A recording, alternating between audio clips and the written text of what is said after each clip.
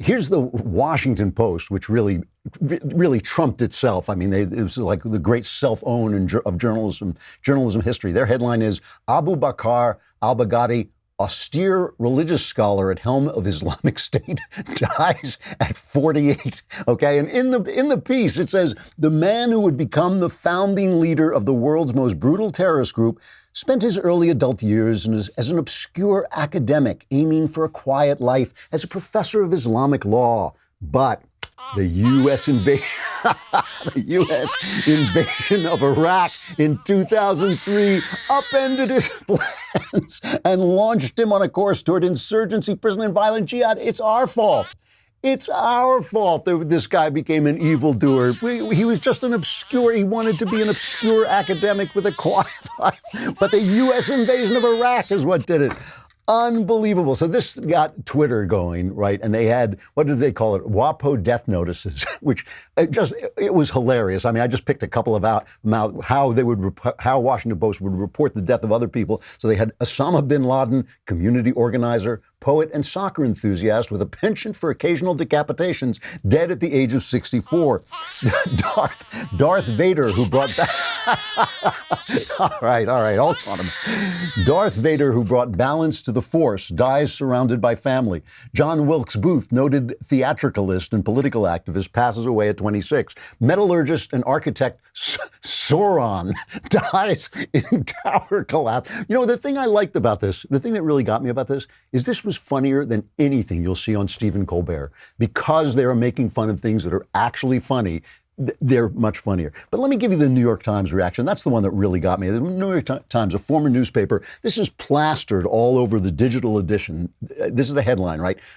We've just killed one of the worst terrorists in American history. And when I say we, what I mean are these heroic guys who go out there. I don't mean to take any credit. Even Trump, I mean, look, good for Trump for making the decision, making the call. These things can always go bad, as they did under Jimmy Carter, completely destroyed. It was Eagle Claw, Operation Eagle Claw. They had to cut it out of Argo so we wouldn't see what an incompetent Jimmy Carter was. But that's one of the reasons he was thrown out of office in favor of Reagan, as he sent this mission in at a time when it couldn't succeed and our guys got killed.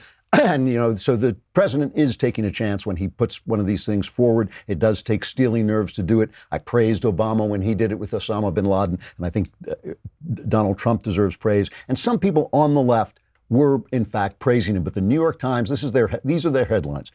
The death of Abu Bakr al-Baghdadi, the Islamic State leader, happened largely in spite of President Trump's actions, not because of them. Damn it. No, you know, we don't have to be graceful or say anything nice about it's not like he represents our country. It's not like he's president of our entire country. We hate him. Al-Baghdadi raid was a victory built on factors Trump derides. Leader's death will damage ISIS, but not destroy it. Don't you think he accomplished?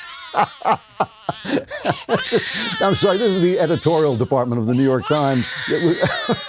Leader's death will damage. Watching the raid, and then this is my favorite. Watching the raid was like a movie, the president said, except there was no live audio.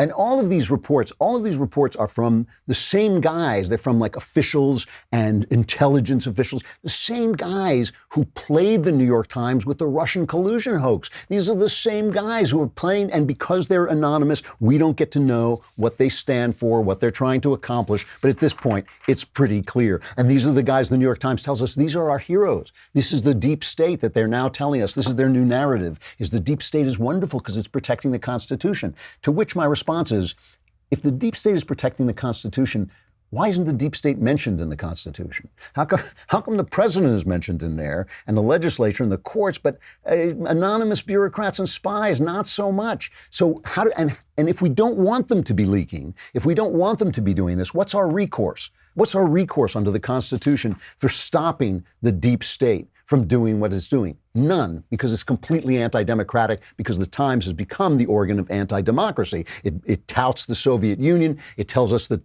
the United States is completely founded on the idea of slavery, a total lie, a complete untrue version of history. They're completely anti-democratic because they hate you, the people. That's why. Everything is tickety-boo, including the massive growth of the Daily Wire YouTube channel. Be sure to hit the subscribe button and catch all our future videos right here on YouTube.